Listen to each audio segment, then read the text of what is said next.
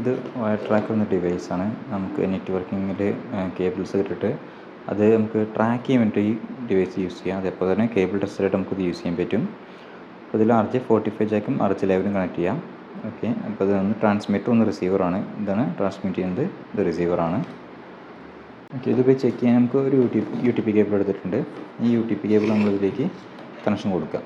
Okay, അതിനുശേഷം ഇതിൻ്റെ റിസീവറിൻ്റെ ഈ ഭാഗത്ത് നമ്മളിതിൻ്റെ മറ്റേ സൈഡ് കണക്ട് ചെയ്ത് കഴിഞ്ഞിട്ട് നമുക്ക് ഇതിൽ സ്കാൻ ഒരു ഓപ്ഷൻ കൊടുത്തു കഴിഞ്ഞാൽ നമുക്ക് കേബിൾ ട്രാക്ക് ചെയ്യാൻ പറ്റും. അതായത് ഒരുപാട് കേബിൾസിൻ്റെ ഇടയിലാണെന്നുണ്ടെങ്കിൽ നമുക്ക് അതിന് ട്രാക്ക് ചെയ്തെടുക്കാം. ടെസ്റ്റ് കൊടുത്താൽ നമുക്ക് അതിൻ്റെ ഓരോ കേബിളിൻ്റെ ഓരോ പിന്നും ചെക്ക് ചെയ്യാനും പറ്റും. നമുക്ക് ചെക്ക് ചെയ്ത് നോക്കാം. നമ്മൾ കണക്ഷൻ കൊടുത്തിട്ടുണ്ട്. ഇതിൽ നേരെ ടെസ്റ്റിൽ ക്ലിക്ക് ചെയ്ത് കഴിഞ്ഞാൽ നമുക്ക് ഇതിൻ്റെ ഓരോ പിന്നോട്ടും ചെക്ക് ചെയ്യാൻ പറ്റും. ഓക്കെ, ഇവിടെ 8 പിന്നും ഓക്കെയാണ്. അതേപോലെ തന്നെ റിസീവറിലും 8 പിന്നും നമുക്ക് ഓക്കെ കിട്ടുന്നുണ്ട്. അതുപോലെ കേബിളിംഗ് ഒക്കെ ചെയ്തതിന് ശേഷം നമുക്ക് ഒരു കേബിളിൻ്റെ മറ്റേ സൈഡ് കണ്ടുപിടിക്കണമെങ്കിൽ, അതിൻ്റെ ഒരു വശം മറ്റേ സൈഡ് കണ്ടുപിടിക്കണമെന്നുണ്ടെങ്കിൽ നമുക്ക് ഈ ട്രാക്കർ യൂസ് ചെയ്യാൻ പറ്റും. അപ്പോൾ ഒരു സൈഡിൽ വന്നിട്ട് നമ്മൾ ഈ കണക്ടർ കൊടുക്കാം.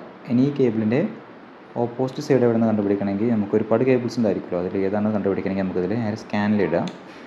സ്കാനിലിട്ടതിന് ശേഷം ഇതൊന്ന് പ്രസ് ചെയ്ത് കൊടുത്താൽ മതി. ഓക്കെ, ഈ കേബിൾ ചെക്ക് ചെയ്ത് നോക്കുമ്പോൾ ആ സൗണ്ട് വരുന്നുണ്ടാവും.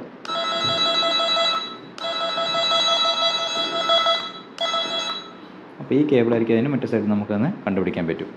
മറ്റേ കേബിളിലൊന്നും സൗണ്ട് വരില്ല. അപ്പോൾ സൗണ്ട് വരുന്ന കേബിൾ ഏതാണോ അതായിരിക്കും ഇതിൻ്റെ ഓപ്പോസിറ്റ് സൈഡ് വരിക. ഓൺലൈനിൽ ഏകദേശം 700 സംതിങ് രൂപയാണ് ഈ ട്രാക്കറിനുള്ളത്.